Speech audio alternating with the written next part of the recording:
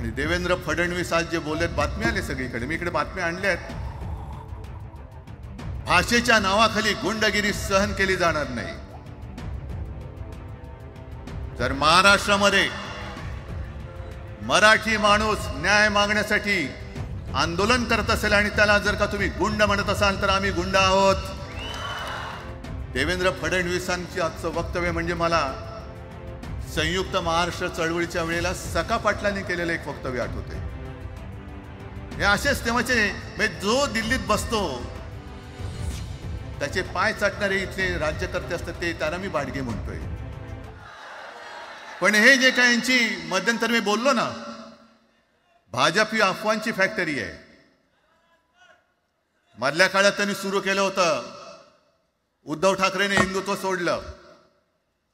हिंदुत्व ही कोणत्याही भाषेची मक्तेदारी नाही. आम्ही अस्सल मराठी बोलणारे तुमच्याही पेक्षा जास्त कडवट कट्टर देशाभिमानी हिंदू आहोत.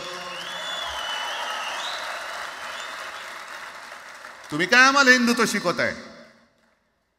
अरे 92-93 साली जेव्हा जे काय घडलं, देशद्रोही मातले होते, तेव्हा मुंबईतल्या अमराठी लोकांना सुद्धा हिंदू म्हणून माझ्या शिवसैनिकांनी, शिवसेना प्रमुखांच्या शिवसैनिकांनी व मराठी माणसांनी वाचवलेलं आहे.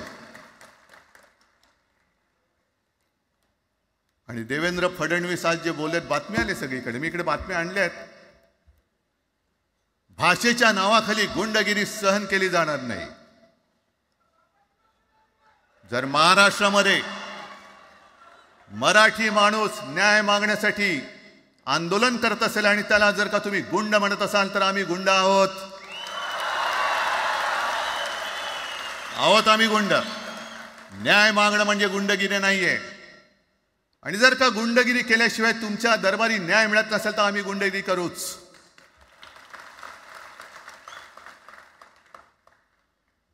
पण हे सगळे राजकीय बाडगे. देवेंद्र फडणवीसांची आजचं वक्तव्य म्हणजे मला संयुक्त महाराष्ट्र चळवळीच्या वेळेला सखा पाटलांनी केलेलं एक वक्तव्य आठवते. हे असेच तेव्हाचे जो दिल्लीत बसतो त्याचे पाय चाटणारे इथले राज्यकर्ते असतात ते त्यांना मी बाडगे म्हणतोय.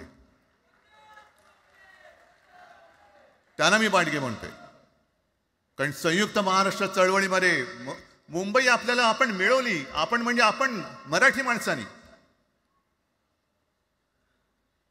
तेव्हाही तत्कालीन जे सत्ताधारी होते, हो अगदी काँग्रेस होतीच ना तेव्हा सत्तेवर, मुंबई मराठी माणसाला द्यायला तयार नव्हती. आणि तेव्हा सुद्धा एक मराठी माणूस, म्हणजे आज जे बोलतात ना आम्ही मराठी नाहीत का, अरे तुम्ही नुसतं नावाने मराठी आहात, तुमच्या अंगात मराठी रक्त आहे की नाही आता तपासावं लागेल.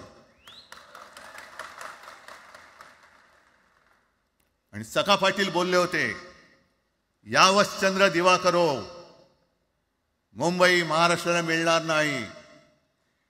कशी नाही मिळत, झुकवलं, वाकवलं, गुडघ्यावरती आणलं मराठी माणसांनी. आणि मुंबई आपल्या हक्काची, तुम्ही आता जी घोषणा दिली ना, ती मुंबई आपल्या हक्काची आपण लढून आपण मिळून घेतली.